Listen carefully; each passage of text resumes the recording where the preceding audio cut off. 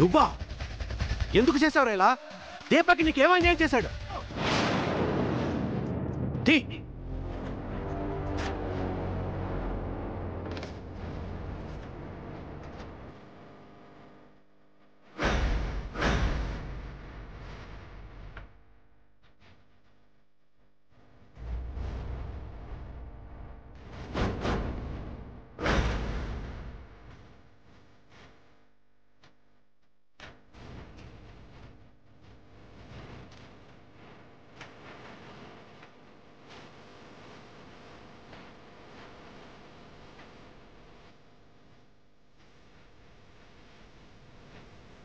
చెప్పు, ఎందుకు చేసేవాళ్ళ?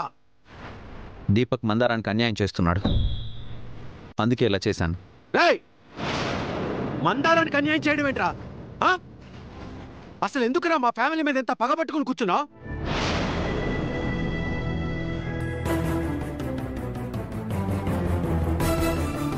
మందారం లేకపోవడం వల్లే దీపక్కి తల్లి లేని లోటు తీర్చడం కోసం దీపక్ పెళ్లి చేసుకుంటుంటే దాన్ని కూడా నాశనం చేస్తున్నావు కదరా.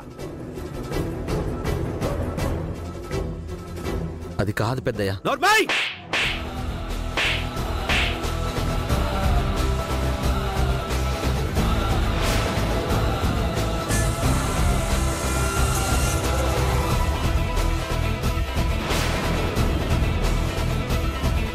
ఎంతమంది జీవితాలతో ఆడుకుంటున్నా. ఛీ, నీ మొహం చూడాలంటే నా అసహ్యంగా ఉంది. నువ్వు చేసిన పాపాలకి ఈ చంప దెబ్బలు చిన్న దెబ్బలే అవుతాయి. నీకు బుద్ధి రావాలంటే ఎలా కాదు. Inspector, inspector! నానా, రాజునేం చేయొద్దు నానా. సార్, అసలు ఈ దరిద్రం అంతా నీ వల్ల జరిగింది.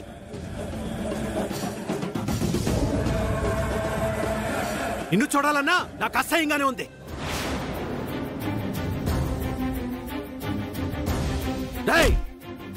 నువ్వు 1-2 తప్పులు చేయలేదురా, లెక్కలేనన్ని తప్పులు చేశావు. నా కూతుర్ని ప్రేమించి మొదటి తప్పు చేశావు.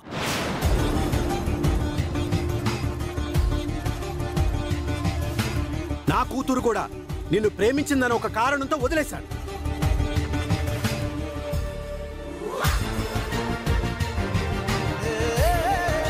ఆ తర్వాత అహంకారంతో నా కూతుర్ని దూరం పెట్టి అన్యాయం చేశావు. అది మీ భార్యాభర్తల మధ్య మనస్పర్ధలతో వచ్చిన గొడవ కాబట్టి వదిలేశాను. నా పర్సనల్ విషయాల్లో వేలు పెట్టి ఈ ఇంట్లో వినరాని పేర్లు వినిపించేలా చేశావు. కనిపించకూడని మనుషుల్ని కనిపించేలా చేశావు. అప్పటికే నువ్వు అల్లుడి స్థానంలో ఉండడం వల్ల కూతురు మొహం చూసి నేను వదిలేశాను.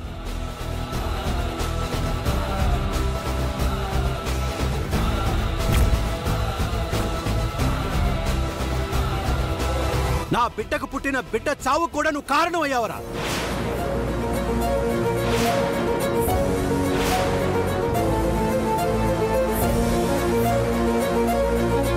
కానీ ఆ పిల్లవాడు నీకు కూడా బిడ్డే కాబట్టి వదిలేశాను.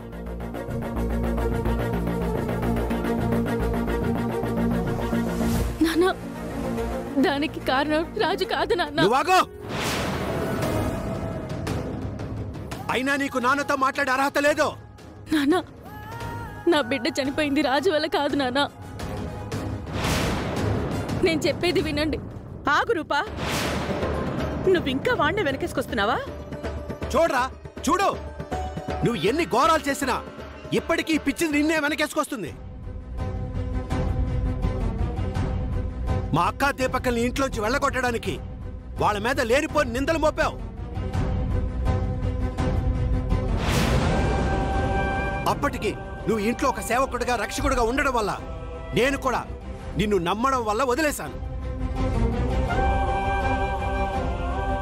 మొన్నటికి మొన్న మా పింకీని తీసుకువెళ్ళిపోయి నువ్వు చాలా పెద్ద తప్పు చేశావు.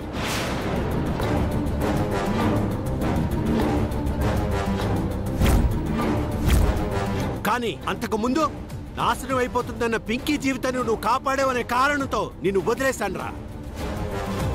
ఇన్నిసార్లు వదిలేసినా నువ్వు మా ఫ్యామిలీ మీద పగబట్టావంటే ఇంకా నిన్ను వదిలిపెట్టకూడదురా, వదిలిపెట్టకూడదు. నువ్వు చేసిన తప్పులన్నిటికీ నువ్వు శిక్ష అనుభవించక తప్పదురా.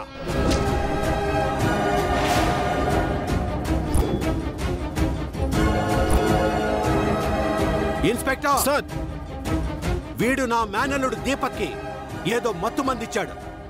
ఐపీసీ సెక్షన్ 307 ప్రకారం అటెంటివ్ మర్డర్ కింద వీడి మీద కేసు పెట్టి అరెస్ట్ చేయండి.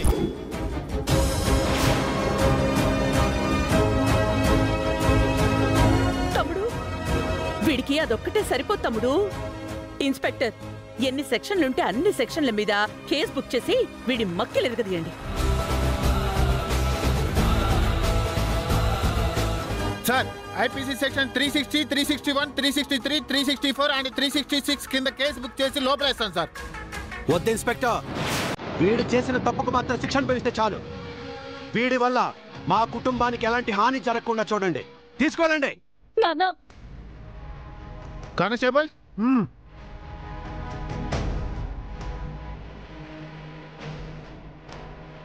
రాజు రాజు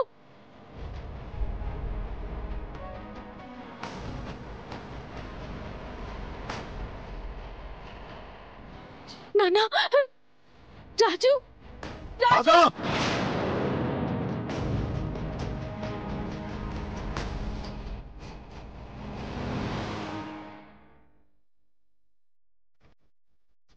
వాడంతా మోసం చేసినా నీ బ్రతుకుని నాశనం చేసినా వాడే ముఖ్యం అనుకుంటే వెళ్ళావు.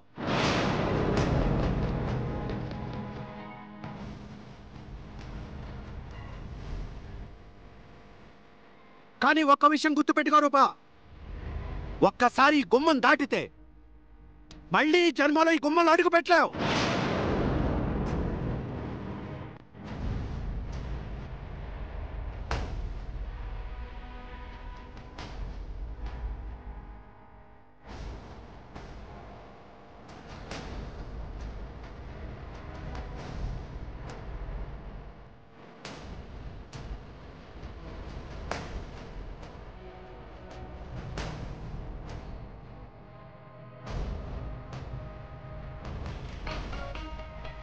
పంతులు గారు మీరు కానివ్వండి.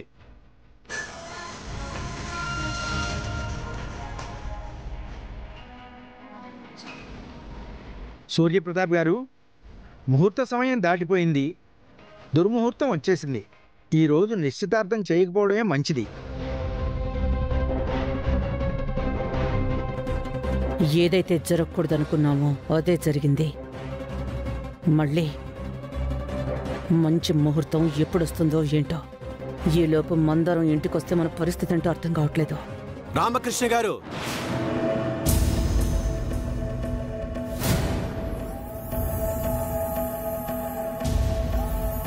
దీపక్కి మీ అమ్మాయికి పెళ్లి చేసుకోవడం ఇష్టమే కాబట్టి మీకు అభ్యంతరం లేకపోతే రేపే వాళ్ళిద్దరికి పెళ్లి జరిపిద్దాం.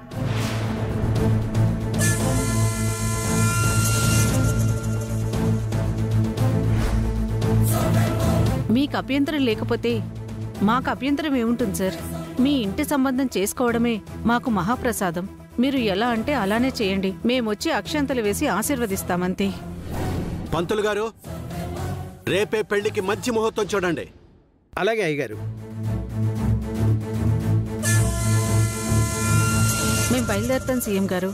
మంచిది. మౌనిక రామ్మా, రారా.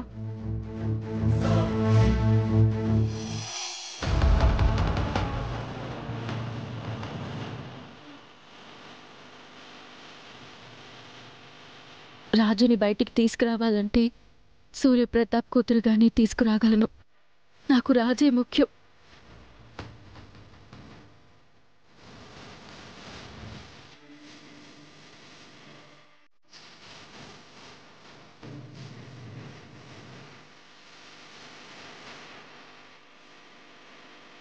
కానీ రాజుని బయటికి తీసుకురావాలంటే ఇక్కడ ఉండడం కూడా ముఖ్యమే.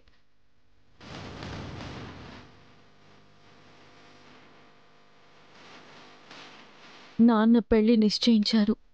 రాజుని స్టేషన్కి తీసుకెళ్లారు. రేపే పెళ్ళంటున్నారు. ఈ పెళ్లిని ఎలా ఆపాలో నాకు అస్సలు అర్థం కావడం లేదు. బాబా, నువ్వే ఏదో ఒక దారి చూపించాలి.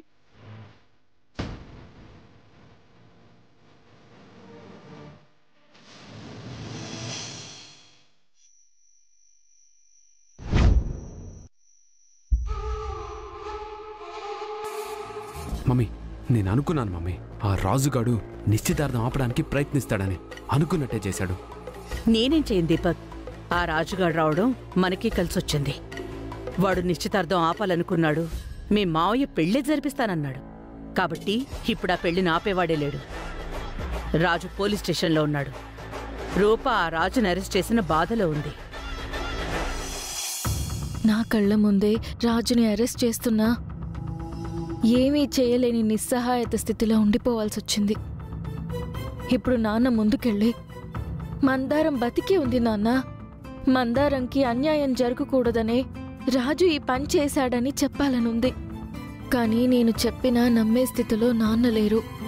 పోనీ మందారాన్ని తీసుకొచ్చి చూపిద్దామన్నా మందారం ఎక్కడుందో తెలీదు. నాన్నేమో రేపే పెళ్లి చేయాలన్నారు. ఈ పెళ్లిని ఆపాలంటే రాజు వల్లే అవుతుంది. రాజుని ఎలా అయినా బయటికి తీసుకురావాలి. నన్ను క్షమించు నాన్న.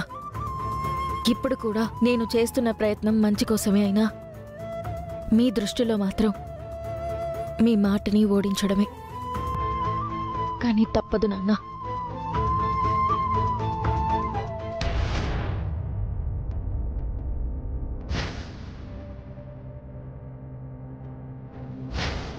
అసలు ఆ రాజుకి నా ఫ్యామిలీ మీద ఎంత పగేంటి? ప్లాన్ చేసి మరి ఒక్కొక్కటిగా దెబ్బతీస్తున్నాడు. రూప జీవితాన్ని నాశనం చేశాడు. పింకీ జీవితం ఏటో తెలియని ప్రశ్నార్థకంగా మార్చేశాడు. ఇప్పుడు దీపక్ పెళ్లి చెడగొట్టాలని చూస్తున్నాడు. అలా జరగడానికి వీల్లేదు.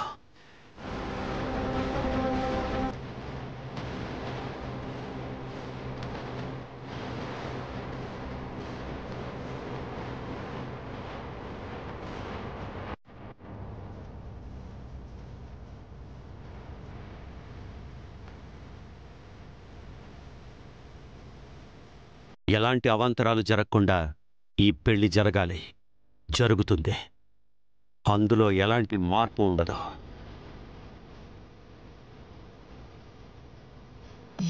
ఇప్పుడు ఈ పెళ్లిని ఆపే శక్తి ఒక్క మందారానికే ఉంది దీపక్. ఈ ఇంట్లో జరుగుతున్న పెళ్లి గురించి తెలిసినా, రాజుని అరెస్ట్ చేశారని తెలిసినా రాఘవ మందారాన్ని తీసుకుని వస్తాడు. ఎట్టి పరిస్థితుల్లోనూ మందారం రాఘవ ఇక్కడికి రాకూడదు. జీవన్కి ఫోన్ చేసి మందారం రాజుల మీద ఒక కన్నేసి ఉంచమని చెప్దాం మమ్మీ. చెయ్. మాట్లాడు మమ్మీ. జీవన్, నేనే మీకు ఫోన్ చేద్దాం అనుకున్నాను, కానీ మీరే ఫోన్ చేశారు. ఏదో హడావిడిలో పడి నీకీ విషయం చెప్పడం మర్చిపోయాను జీవన్. దీపక్కి పెళ్లి కుదిరింది. రేపే పెళ్లి. అదేంటి విజయాంబిక గారు ఈ సడన్ సర్ప్రైజ్? Anyways congratulations. ఈ కంగ్రాచులేషన్స్ తర్వాత ముందు నేను చెప్పేది జాగ్రత్తగా విను జీవన్.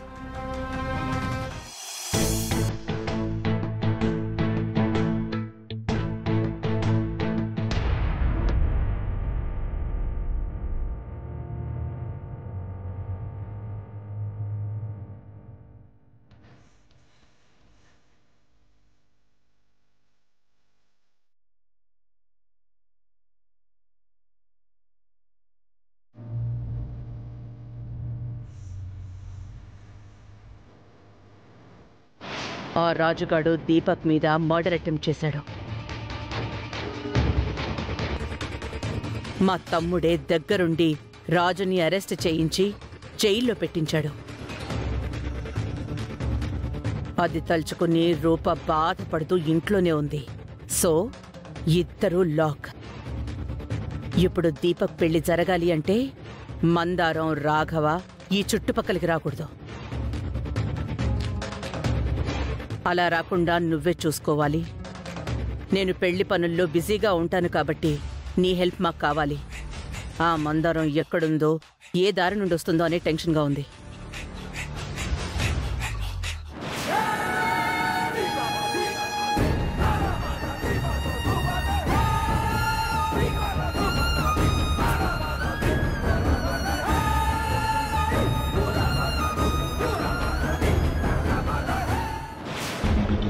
నీకు తెలుసు కదా జీవన్, మందారం వచ్చిందంటే మన పరిస్థితి ఏంటో. మీరేం కంగారు పడకండి విజయాంబిక గారు. మందారం నా కళ్ళ ముందే ఉంది.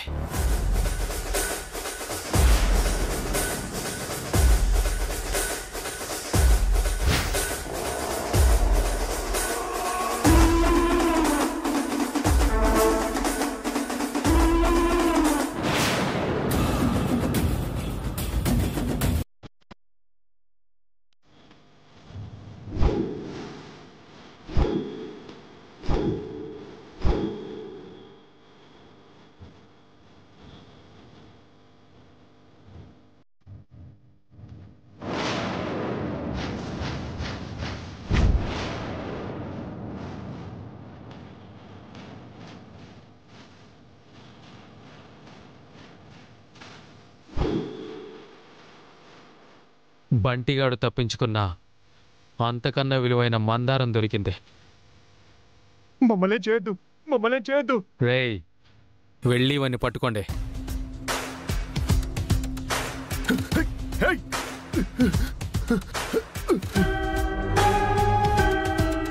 మందారం, చచ్చిపోయావనుకున్న నువ్వు బ్రతికి నన్ను బ్రతికించావే. రేయ్, వీళ్ళని తీసుకెళ్ళి మన అడ్డాలో కట్టిపడేయండి.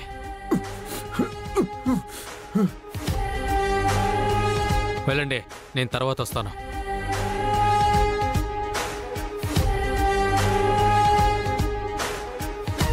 మందారం, కరెక్ట్ టైంలో కరెక్ట్ పర్సన్కి దొరికావు. ఈ ఛాన్స్ అస్సలు వదులుకోను.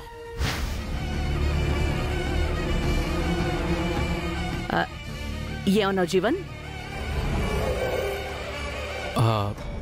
అదే, మందారం నా కళ్ళ ముందే కదలాడుతోంది అని చెప్తున్నాను.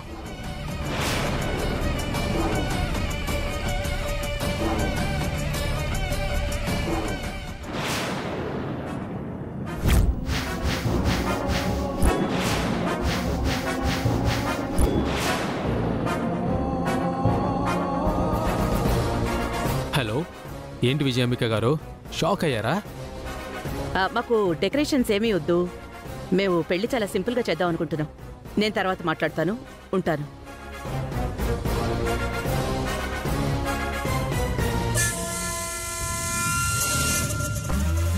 ఎవరితో అక్క డెకరేషన్ గురించి మాట్లాడుతున్నావు? జీవన్ తమ్ముడు.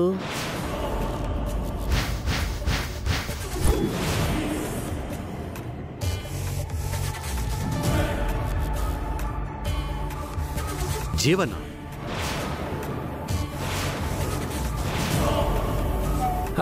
జీవన్ ఏంటి మమ్మీ? జగన్ కదా మావయ్య, ఈవెంట్ ఆర్గనైజర్ జగన్ మావయ్య. అవును తమ్ముడు.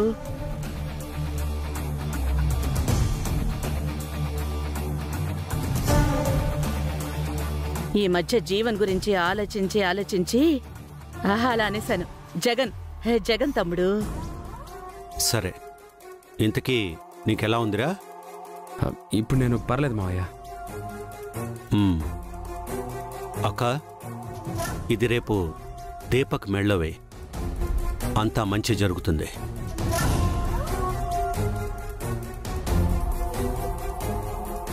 ఎలాంటి ఇబ్బందులు కలగకుండా ఈ పెళ్లి జరిగి తీరుతుంది.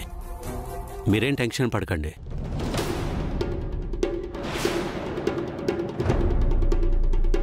చంద్ర, రేపు ఎలాంటి ఇబ్బందులు కలగకుండా పెళ్లి జరగాలి. బయట వాళ్ళెవరిని ఇంట్లోకి అలౌ చేయొద్దు. మన శ్రేయోభిలాషుల మధ్య ఈ పెళ్లి జరగాలి. అలాగే అన్నయ్య. సరే దీపక్, నువ్వేం టెన్షన్ పడకు. రేపు ఎలాంటి ఇబ్బంది లేకుండా నీ పెళ్లి జరుగుతుంది. సరే మావయ్య.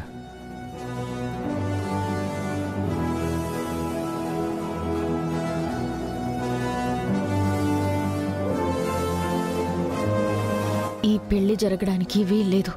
నేను వెళ్ళి రాజుని విడిపించుకుని వస్తాను.